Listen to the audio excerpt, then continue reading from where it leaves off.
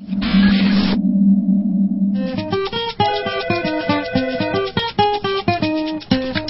Routes du Monde, bonjour. Marie-Chantal Labelle est consultante en voyage et co-auteure du guide du voyageur averti.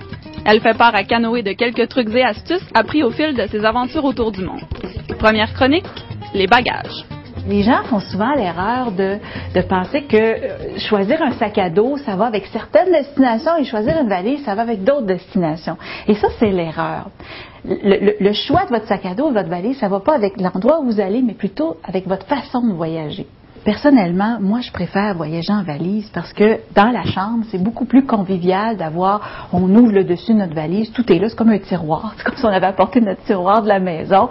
C'est facile à ranger sous un lit, c'est facile à mettre un cadenas dessus aussi. Le sac à dos, lui, il est très pratique quand on voyage, par exemple, avec des transports publics. Quand on voyage, par exemple, on doit prendre le train, on voyage en autobus, on arrive, par exemple, à une gare de train, et là, il faut se trouver de l'hébergement, parce qu'on n'a pas de réservation nécessairement. Alors, si on a besoin de trouver de l'hébergement, se promener, par exemple, dans une ville comme Grenade, en Espagne, et puis chercher un hôtel avec une valise dans les mains, c'est pas facile.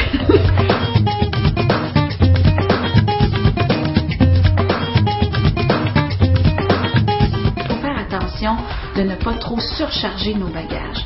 Si dans votre salon, OK, présentement nous sommes dans mon salon, si chez vous, vous êtes incapable, attention je vais me lever, si vous êtes incapable de soulever votre valise d'une main, OK, là je suis quand même capable même de plier le bras, c'est lourd, mais je suis capable de lever ma valise comme ça va. OK? Si vous avez de la difficulté à la soulever de terre, je parle pour hommes et femmes, là, il y a un problème, OK? Et ce serait très surprenant que si vous avez de la difficulté à soulever votre valise dans le salon, que vous ayez plus de facilité à l'aéroport de Tokyo après 25 heures de vol sur le décalage horaire. Alors, il faut être logique là-dedans, OK? Le sac à dos, c'est un peu la même chose. Si vous avez de la difficulté à le lever d'une main et de le mettre sur votre épaule de cette façon-ci, ça va. Je suis capable de le faire.